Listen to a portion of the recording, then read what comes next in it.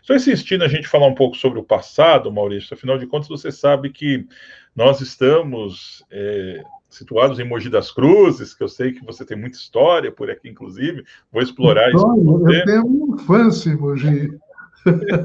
Justamente.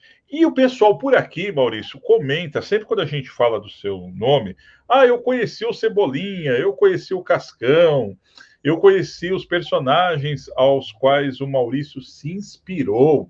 Maurício, como foi esse, digamos que para a época chamar ainda de processo de criação? Eu sei que você era um jornalista muito bem conceituado, que também atuava aqui pela região do Alto Tietê, e de repente você começou a rascunhar e se inspirar nos seus amigos. Amigos, parentes e filhos. Os mais Sim, fortes, claro. os personagens mais fortes, foram baseados nos meus filhos. E principalmente na época em que eu morava em Mogi. Teve uma época que eu morava primeiro em São Paulo, depois em Bauru, depois em Mogi. E lá em Mogi eu já estava com alguns personagens criados. Eu não tinha um estúdio, eu tinha a minha sala de visita com as minhas três filhas, Mariângela, Mônica, Magali, brincando nos meus pés. E no que elas brincavam, eu ficava observando, olhando, eu via como elas brincavam, como elas brigavam, como elas descobriam o mundo, e eu olhando. E tinha os hábitos também, né? Maria Ângela era muito boazinha, tranquila, tomava conta das irmãzinhas menores. A Mônica tinha um certo gêniozinho e tinha um coelho que arrastava pela casa. Coelho que arrasta até hoje. E a Magali estava do outro lado lá, a menor, comendo uma melancia inteira. Come até hoje. Ela come, come, come e não engorda, magra, elegante, tudo mais. Eu não sei o fenômeno que a Magali tem ou porque ela está intocável e come, e come, e come. Mas e depois vieram outros filhos, né? Veio a Marina, que virou a Marina da história do quadrinho, veio do Contra, que é o Maurício, veio o Nimbus, que é o Mauro, que trabalha comigo também, faz a parte de shows e espetáculos. E assim vai. A melhor maneira de você criar um personagem é você se basear em alguém que você conhece bem. E você conhece muito bem os filhos. Então eu apelei, fui fazendo personagem baseado nos filhos e deu muito certo até agora, né? Maurício, tudo começou com tirinhas em jornais, foi isso mesmo? Tirinhas do jornal.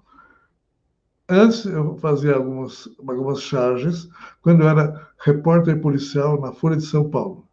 Eu era jovem, tinha meus 19, 20, 21 anos, e eu fazia pequenas charges. Até que eu era repórter ainda, resolvi criar dois personagens e experimentar as possibilidades que eles teriam. Falei com o pessoal da redação, eles toparam, e eu voltei para casa e fiz o Bidu e o Franjinha, que são os meus primeiros personagens. Nasceram mais ou menos com dias de diferença do nascimento da minha primeira filha, Maria Ângela, em 59, em outubro de 59. Ali foi o começo. Os dois personagens chamaram a atenção do público e eu vi que era possível, então, fazer tirinha de jornal, igual os americanos faziam, né? Sim. Então, eu comecei a fazer tirinha também e começou a dar certo. Daí eu abri o leque e queria também criar outros personagens para contracenarem com os dois primeiros. Comecei a criar personagem, e comecei a redistribuir as tirinhas para jornais, primeiro do estado de São Paulo, ou mais certamente, no raio de 100 quilômetros de Mogi das Cruzes, porque eu não tinha ainda recursos para ficar viajando muito longe. Então, até 100 quilômetros eu podia ir, eu tinha dinheiro para voltar, para pagar ônibus. E eu levava as tiras, postava para os jornal mais próximos, né? São José dos Campos, Santos, Sorocaba, tal. E começaram a comprar material. Daí começou a sobrar um dinheirinho para poder ir mais longe. saí do raio de 100 quilômetros, fui para 200 quilômetros. Daí eu pegava capitais. Maravilha! Daí eu podia crescer um pouco mais rapidamente. As capitais, São Paulo, Rio, Curitiba, começaram a atender ao cupomzinho que eu mandava. Eu ia lá, eu visitava as cidades todas, falava com o dono do jornal.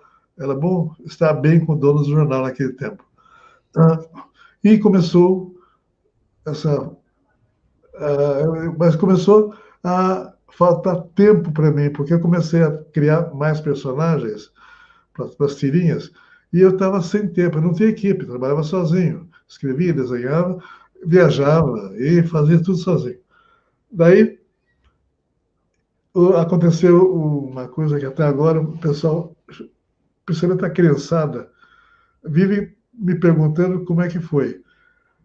Eu não tinha tempo de desenhar detalhes e cenários mais sofisticados nas tirinhas, depois tabloides, páginas semanais. Eu não tinha tempo, então eu ia criando personagens e começava a, por exemplo, tirar cabelo do Cebolinha, que nasceu com muito cabelo, e eu fui tirando, ficou com 5 fios só. Daí eu comecei a tirar mais cabelo da Mônica, que tinha nascido também com mais fios de cabelo. Eu tirei alguns, ficou com 5 só. 5 fios grossos, que o Cebolinha chama de bananas pretas. E apanha de vez em quando, com todo respeito. Daí surgiu a necessidade de eu economizar mais no traço. Criei personagem, como a Magali, como o Cascão, como outros novos personagens, e eu não tinha tempo de desenhar sapato neles. E é por isso que a Mônica não tem sapato até hoje, nem o Cascão, nem a Magali. E quando você cria o personagem de uma maneira, você precisa respeitar como ele é, senão o pessoal, o leitor, vai ter confusão, vai dar confusão, vai confundir com os personagens, vai deixar de perceber o personagem, lembrar dele, gostar dele daquele jeito. Então, personagem de história em quadrinhos nasce de um jeito, não pode mudar nada. E foi o que aconteceu com alguns dos meus personagens. E é por isso que quando eu falo com a criançada, vou nas escolas, faço algumas reuniões pela internet, as perguntas mais comuns geralmente são essas. Né? Por que a Mônica... Maurício de Souza, por que a Mônica não tem sapato? Por que o Cascão não tem sapato? Ou por que o Cascão não toma banho? Eu criei assim, ele não precisa manter esse hábito esquisito dele, né? Então, criar é ter coragem de ousar. Ousar e criar, você precisa, de alguma maneira, também ter o cuidado de negociar. Negociando, você tem condições de, depois de algum tempo, e graças a Deus, a gente formar uma equipe para crescer. Sem uma equipe boa, eu não estaria falando com você sobre conquistas. Foi legal, bacana. E daí chegamos a 400 jornais no Brasil. Em seguida, em 1970, saiu a nossa primeira revista, a Mônica, já com 200 mil exemplares pela editora Abril, a maior editora naquele tempo. Foi o começo do processo de revistas, que daí foi saindo a revista da Magali, o Cebolinha, o Cascão e tudo mais, né? E não para mais. Se a gente tiver condições e houver, logicamente, mercado, é um poço sem fundo. A gente tem condições, quando tem prática, de criar ininterruptamente. É isso aí, pessoal. Esse, então, foi Maurício de Souza, hoje conosco aqui no canal Telamix e também no programa TV Fato. Um grande abraço a todos e, com certeza, nós nos veremos na próxima live. Até mais. Até mais, pessoal. Até mais. Obrigado.